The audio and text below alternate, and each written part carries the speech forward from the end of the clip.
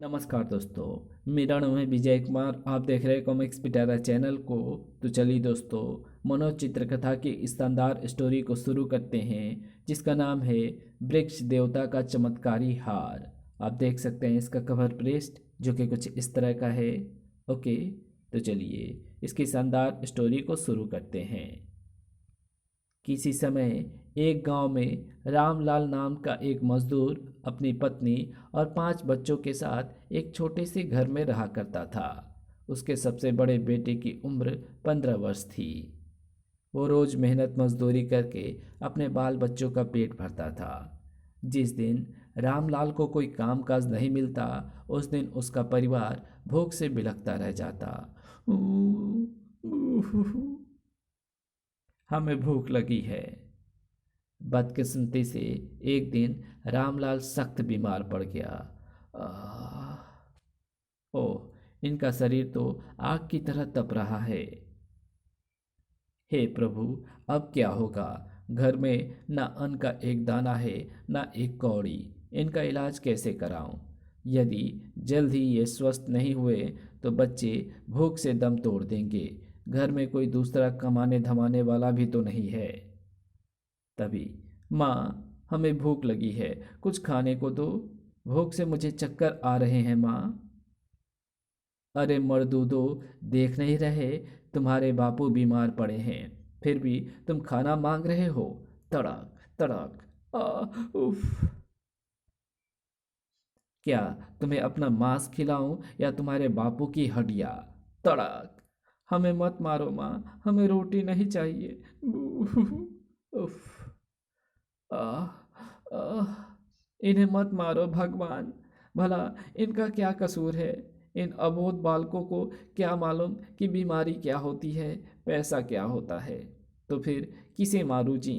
क्या आपने आपको? काश ये बच्चे पैदा ही ना होते। माँ, माँ, तुम मत रो। माँ, भाई बहनों के लिए आज से रोटी का प्रबंध मैं करूँगा और बापू का इलाज कराने की भी कोशिश करूँगा। तुम करोगे? तुम? हाँ माँ, मैं दिन रात मेहनत मजदूरी करूँगा, लेकिन इस परिवार पर दुख के बादल नहीं मंडराने दूंगा। राजू मेरे बेटे, ये तो क्या कह रहा है? तू तो अभी बहुत छोटा है। तेरी उम्र ही क्या है? अपने माँ बाप की नज़रों में बड़े से बड़ा बच्चा भी छोटा होता है माँ। तो चिंता ना कर, तेरा ये छोटा सा बेटा बड़े से बड़े काम करने की हिम्मत रखता है। बस तुम मुझे आशीर्वाद देकर विदा दो। मैं इसी समय किसी काम की तलाश में निकल जाना चाहता हूँ। नहीं बेटा, मैं तुझे ऐसी इजाज़त नहीं दे सकती। तुझे अपनी नज़रों से दूर नहीं कर सकती, वरना मैं जीते जी मर जाऊंगी। यदि तुमने मुझे आज्ञा नहीं दी माँ, तो हम सब भूखे मर जाएंगे। बापू का इलाज भी नहीं हो पाएगा। तुझे काम पर जाने की कोई ज़रूरत नहीं है बेटा। अपने परिवार का पेट अब मैं भरूंगी और तेरे बापू का इलाज भी कराऊंगी। आज से मैं काम पर जाऊंगी बेटा। क्या?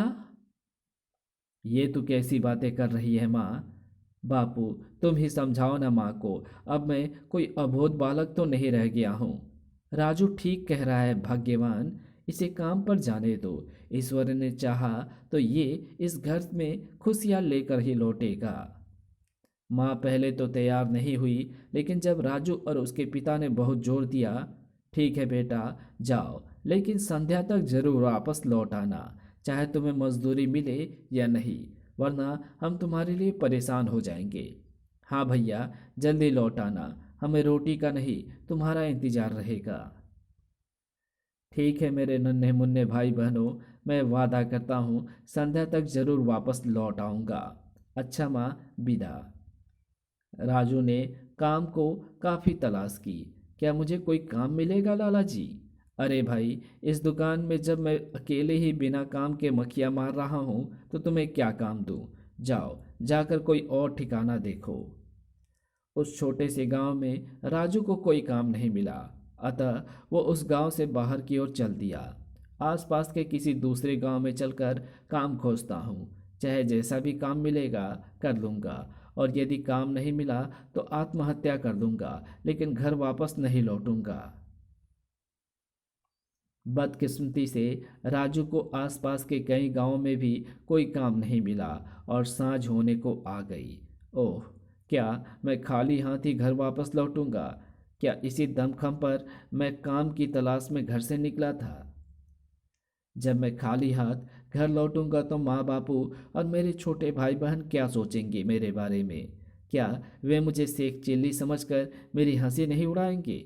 नहीं नहीं, मैं मर जाऊंगा लेकिन खाली हाथ घर वापस नहीं लौटूंगा।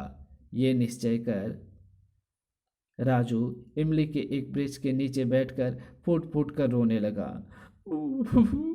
हे ईश्वर, अब मैं क्या करूं? तू ही मुझे कोई रास्ता सुझा, वरना इस दुनिया से मुझे उठा ले। और रोते रोते कब उसकी आंख लग गई इसका उसे आभास ही नहीं हुआ। जिस वृक्ष के नीचे राजू सो रहा था उस वृक्ष पर वृक्ष के देवता का वास था। वृक्ष देवता से राजू की वो दुर्दशा देखी नहीं गई। यदि मैंने इस बालक की मदद नहीं की तो ये घर वापस लौटने की बजाय सचमुच आत्महत्या कर लेगा और इसके माता पिता एवं भाई बहन इसके वियोग में तड़प तड़प कर अपनी जान दे देंगे। ये इमली के बीजों का साधारण सा हार इसके मुंह से निकली हर बात को पूरा करेगा। वो हार सीधा राजू के गले में आ पड़ा। तभी राजू की आंख खुल गई। ओह, साँझ हो गई, यानी भाई बहनों और माँ बापों को दिया वचन मैं पूरा ना कर सका। मुझ जैसे वचन विमुख का मर जाना ही बेहतर होगा। तभी राजू की दृष्टि अपने गले में पड़ी इमली के बीजों के हार पर पड़ी। अरे, ये मेरे गले में हार कहाँ से आ गया? ओह, समझा, कोई मुझे मरा समझकर ये हार मुझे पहना गया होगा। ठीक कहा, समझा, ठीक ही समझा उस भद्र इंसान ने। मैं अब मरे समान ही तो हूँ। कुछ सांसें बाकी बची है, वो भी कुछ देर बाद समाप्त हो जाएगी। चलते चलते राजू को एक कुआं दिखाई दिया। वो कोई कुआं ही है, आत्महत्या करने के लिए उपयुक्त रहेगा। अरे, ये कुआं तो सूखा है। खैर है, खैर इसमें डूब कर तो नहीं, कूद कर तो मर ही सकता हूँ। हे प्रभु, काश मरने के लिए मुझे पीने के लिए हे प्रभु, काश मरने से पहले मुझे पीने के लिए थोड़ा सा पानी मिल जाता। राजू का इतना कहना था कि कुएं के तल से पानी की फौहारें फूट निकली। हैं? देखते ही देखते कुआं पानी से भर गया और पानी की फौहारे राजू के चेहरे को छूने लगे। अरे वाह, भगवान ने तो मरने से पहले मेरी अंतिम इच्छा भी पूरी कर दी। काश ईश्वर इसी तरह मुझे कोई काम भी दे देता तो मुझे आत्महत्या करने की नौबत नहीं आती। राजू का इतना सोचना था कि अरे, वो तो कोई सेठ मालूम पड़ता है, लेकिन बोझ का मारा यदि मैं उससे मजदूरी का काम मांगूं तो शायद इस अवस्था में वो इनकार नहीं करेगा। अगले पल, सेठ जी, यदि आप कहें तो मैं आपके सिर का बोझ अपने सिर पर उठा सकता हूँ और आपका सारा सामान हिफाजत से आपके घर पहुँचा सकता हूँ। अरे बेटा, अंधे को क्या चाहिए, दो आंखें। यदि तुम मेरा सामान घर पर पहुँचा दोगे तो मैं तुम्हें 1 टका दूंगा। मुझे मंजूर है सेठ जी, लाइए सामान मेरे सिर पर रख दीजिए। सेठ ने अपना सारा सामान राजू के शरीर पर लाद दिया। 1 मिनट ठहरो बेटा, मैं जरा पानी पी लूं। ज़रूर ज़रूर सेठ जी। ऐसे मौके पर बहुत सस्ता मजदूर मिला और कोई होता तो इतने बोझ के 4 टके से कम नहीं मांगता। पानी पीने के बाद सेठ राजू को लेकर अपने घर की ओर चल पड़ा। सांस तो हो गई है, लेकिन अब मैं आत्महत्या करने से बच गया। घर देर से तो पहुंचूंगा लेकिन खाली हाथ नहीं। हे प्रभु, तेरा लाख लाख धन्यवाद। घर पहुंचकर, ले भाया, ये पकड़ अपनी मजदूरी का 1 टका। बहुत बहुत धन्यवाद सेठ जी। सेठ जी, मुझे कुछ और भी काम मिल सकता है? हाँ हाँ, क्यों नहीं, लेकिन काम जरा मुश्किल है। मैं हर मुश्किल काम कर लूँगा सेठ जी, आप काम तो बताइए। तो सुनो, मेरे पास 20 गाय और 20 भैंसें हैं, उनका दूध दोहना है, लेकिन समय कम है। यदि आधे घंटे में उन सब का दूध दूध दोह लिया तो वे आज की तारीख में दूध नहीं देंगी और मेरा बहुत नुकसान हो जाएगा। आप चिंता ना करिए सेठ जी, मैं आधे घंटे में ही सबका दूध दोह लूँगा। यदि ऐसी बात है तो मैं तुम्हें इनाम में सोने का एक सिक्का दूंगा। आहा, सोने का एक सिक्का। हाँ, लेकिन इसके साथ ही मेरी शर्त भी सुन लो। यदि तुम आधे घंटे में ये कार्य नहीं कर सके तो मैंने तुम्हें जो अभी मजदूरी में टका दिया है वो भी वापस ले लूँगा। बोलो, मंजूर है? मुझे मंजूर है सेठ जी। लाइए, दूध निकालने के लिए मुझे 40 बर्तन दे दीजिए। ठीक है, जाओ भाग्यवान, नौकरों से कहकर इसे बर्तन दिलवा दो। जी। राजू को 40 बड़े बड़े बर्तन दिलवा दिए और राजू फटाफट गाय भैंसों का दूध दोहने लगा।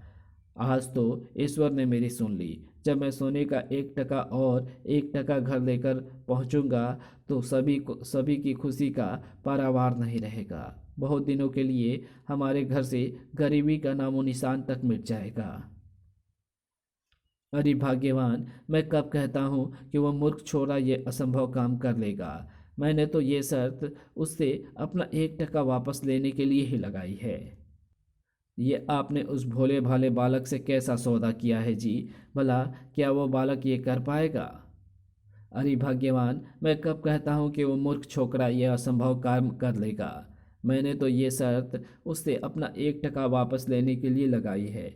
आओ, अब भीतर चलकर आराम करते हैं, आधे घंटे बाद उसकी खैर खबर लेंगे। आपको ऐसा नहीं करना चाहिए था जी, इससे भगवान रुष्ट होंगे। अरे भाग्यवान, यदि इस दुनिया में भगवान होते तो कभी का मुझसे रुष्ट हो चुके होते। भला मेरा ये ओछा काम पहला थोड़े ही है। अरे, इस दुनिया में तो शैतान की ही पूजा होती है। इधर जैसे जैसे समय बीतता गया राजू की चिंता बढ़ती गई। उफ, अभी तक मैंने 5 गाय भैंसों का ही दूध दूहा है, जबकि अब 10 मिनट ही रह गए हैं शेष।